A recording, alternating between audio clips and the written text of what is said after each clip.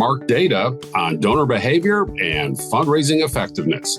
Hi, I'm Bill Stanczykiewicz. This is the first day from the fundraising school, and I'm joined today by Carly Berna.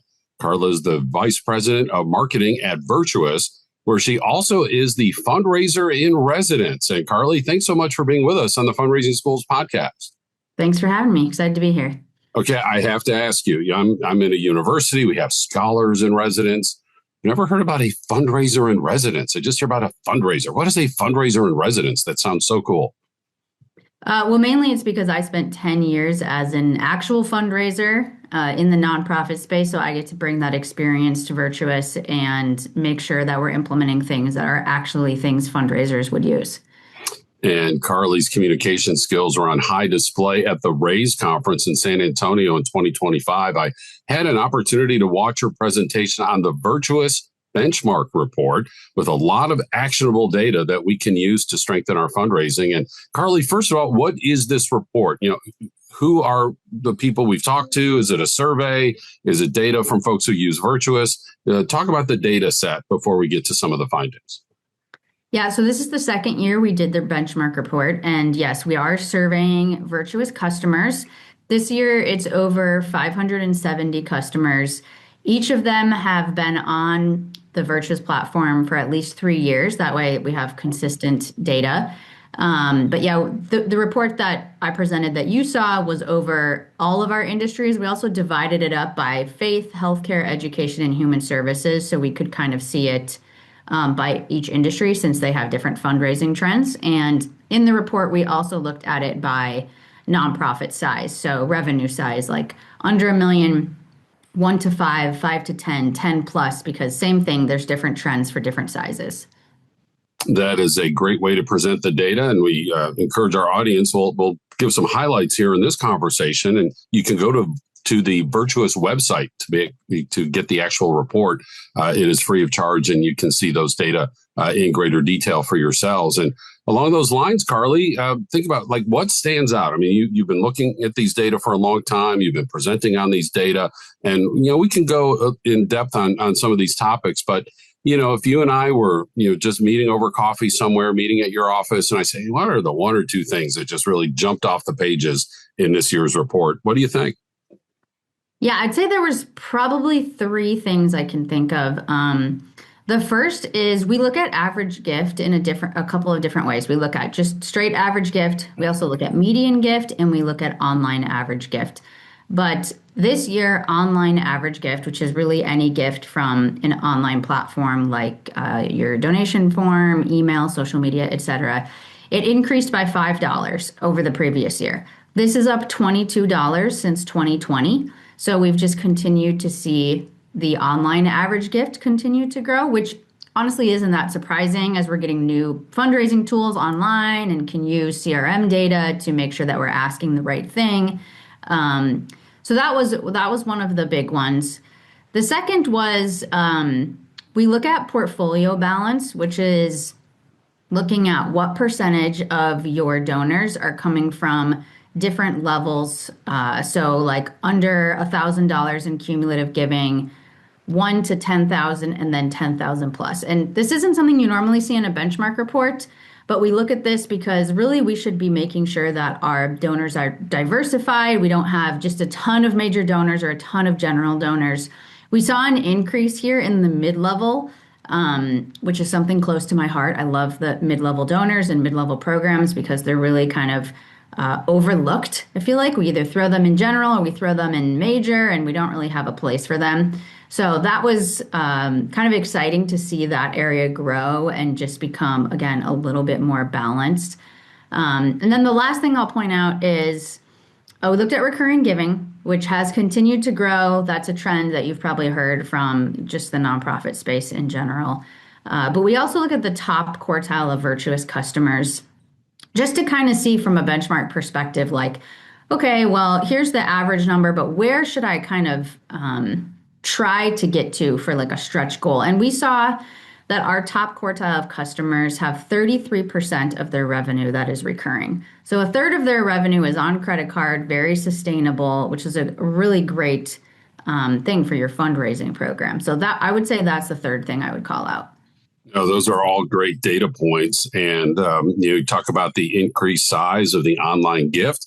Yes, more and more people are donating online. Even the Giving Institute, their recent data pointed out that the boomer generation, 61% are donating online. And of course, they give the most per household. Perhaps that's contributing to the online surge as well. And I wanted to spend a little bit more time on portfolio balance. Longtime listeners and viewers of this podcast know that at the Fundraising School, we emphasize that all donors are important. All gift sizes are important.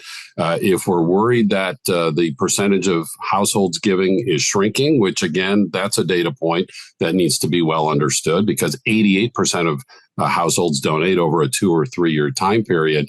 But if we're focusing too much on those major donors, no wonder we don't have the base level and mid-level donors. And Carly, can you unpack that a little bit more in terms of what you're seeing in terms of portfolio balance? Because I remember sitting in San Antonio and that just jumped off the screen to wonderfully see the nonprofits in your study really focusing on donors at all levels. Yeah, I think what is really interesting about this, if you download the full benchmark report, is we looked at it by revenue size. And if you are a smaller nonprofit, you know that the biggest percentage of your donors come from your probably charismatic founder. So you have a ton of major donors.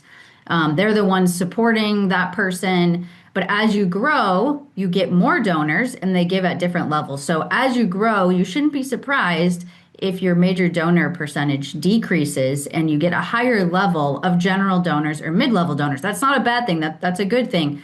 We just have to make sure that we're cultivating them in a way that makes sense for them. So, I mean, really, we're looking at, we would want like a 33, 33, 33 mix so that you have a very balanced portfolio.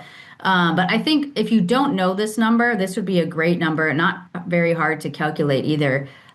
For you to see for your nonprofit. So you can say, okay, I have a massive major donor program, but we don't have many general donors. How can we get more of those? And the goal, of course, is to move them through the pipeline. So they start general, move them to mid, move them to major, depending on their capacity. But maybe you have the reverse. I worked somewhere where 10% of our donors were major donors and the majority was general. And so we really had to work on making sure that we could try to find the capacity in those general donors and move them more into the mid and major area. But we didn't have that muscle and we weren't great at identifying them. So I think it's a really good way for you to see, oh, here's where we should be focusing, or maybe here's where we're doing a great job at this. And again, at the Fundraising School, we are strong proponents of that mid-level donor fundraising, often coming from what we refer to as the base.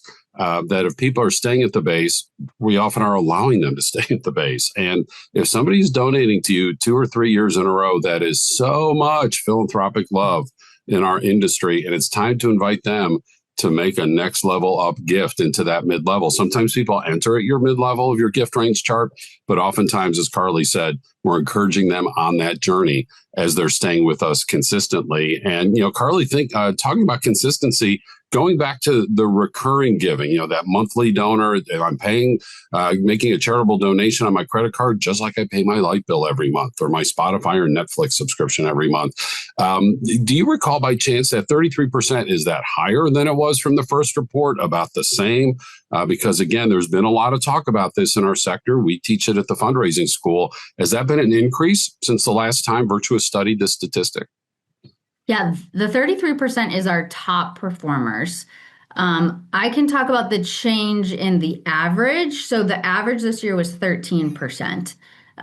That's a 4 percentage point increase from 2020. So it has grown greatly, especially if you think 13% minus 4 is 9. So we're not talking huge percentages here. But if you look at it over the past 5, even 10 years, it's just continued to grow. And like you said, I think a lot of that is because of the subscription economy. We're all very used to charging things on our credit card over and over again. And so we can kind of use that trend when it comes to recurring giving. But yeah, it did increase, especially over the last 5 years. And again, according to the Generosity Commission, about 90% of the nonprofits that report expenses and revenue have budgets of under $1 million. Recurring giving is a friend of the smaller and medium-sized nonprofits, for all nonprofits, of course. But again, once the folks are on that recurring giving plan, you're able to just continue to accept those gifts and provide proper stewardship, and then look for those opportunities to move them up your gift range chart. Carly, one of the data statistics that comes out all the time is donor retention. You listed first on your website. What does your benchmark study tell us about what's happening with donor retention? Yeah, we see the average about 50%. So 50% are leaving the file every year and 50% are staying. We did see this increase very slightly. Actually, kind of my overall view of the benchmark report is flat doesn't mean bad. Flat is okay, especially after we've seen a lot of decreases over the past few years, kind of after the pandemic bump, I'll call it. But this is the highest we saw donor retention since 2019. So in the past 6 years, this is the highest it's been. So it's kind of rebounding. But again, our top performers see 67% donor retention. So there's a big increase there. And this is one of the ones where I wouldn't settle for average. If you're like, oh, my donor retention's also at 50%, I guess I'm average. This is one where I'd say, oh, let's try to get to 67%, because obviously it's cheaper to retain donors than it is to acquire new donors. We also know that from other studies, about 40% of charitable gifts are impulsive. I'm giving that one time. That's a donor that's very difficult to steward and keep in our donor database. However, the rest of this comes down to stewardship, and the research for a long time has been clear. When we properly steward our donors and get to that second gift, now they are very likely to stay with us for a long time. So a lot of room to move up from that 50%. Don't just be average. I love that. Now, what about new donor acquisition? What do the data say this time around? Yeah, we talk about new donor acquisition here, and the way that we measure it is we look at percent of new donors divided by active donors. So we saw about 30%. This continues to drop. This has dropped 5 percentage points since 2020 and 2 percentage points just since last year. This isn't really surprising to me, because I'm sure that many other studies show this too. There's less donors overall, but they're giving more. So their average gift is going up, their lifetime giving is going up, but the percentage of donors is decreasing. Friendly amendment, percentage on an annual basis. When you look again over like a 3-year stretch, about 88% of households are giving. And so that's something to keep in mind. People might be bunching. They might be putting money in DAFs for a little while. We do know our moderate and lower income donors, they are much more pressed in terms of having discretionary dollars for charitable giving. And yet the broader point is the same. We need to continue to work towards more donor acquisition. It's a never-ending process to continue to invite people to participate.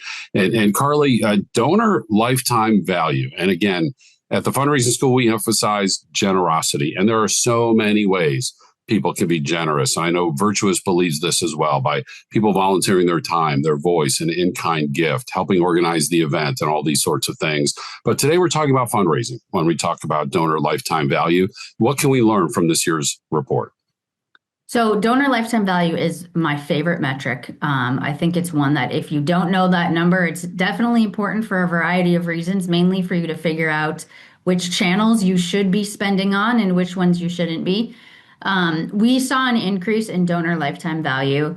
The number that we settled on is $784, but I would say it really depends on your organization. So I wouldn't benchmark so much against that number, but benchmark against your own number, because really it depends on your own size of your donors, your balance, your portfolio, all of those types of things, what size revenue your organization is.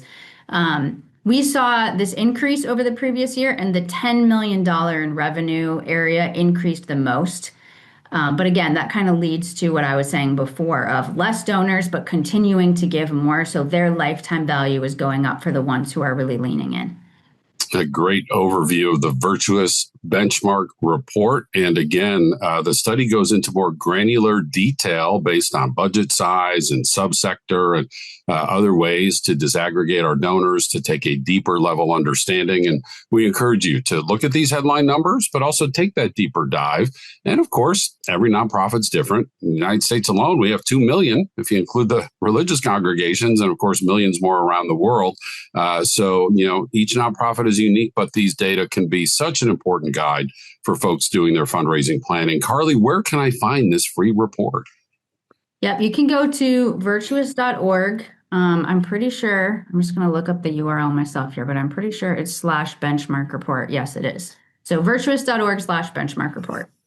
The Vice President of Marketing of Virtuous is Carly Berna, where she is the fundraiser in residence. And Carly, thanks so much for being with us on the Fundraising Schools podcast. Thanks for having me. What really caught my attention with this report, all the data. And at the Fundraising School, wherever possible, our content is supported by research, supported by data, supported by evidence. It's not just Carly or Bill telling their fundraising stories, as important as those are, but those stories are amplifying what the evidence is showing us. That's why 80% of people who come to the Fundraising School tell us 80% tell us that they raise more money when they implement what we teach. 95% gain confidence to fundraise. 27 different courses in person and online. They lead to 5 different certificates. We can customize the training just for your nonprofit. We also have quarterly webinars, these weekly podcasts, and our textbook, Achieving Excellence in Fundraising, now out in the books, 5th edition. Where do you find all of this? Well, online at go.iu.edu/TFRS for the Fundraising School. Our producers today are Mike Anthony and Jennifer Boffman. I'm Bill Stanczykiewicz, and now you are now more fully informed on this first day from the Fundraising School.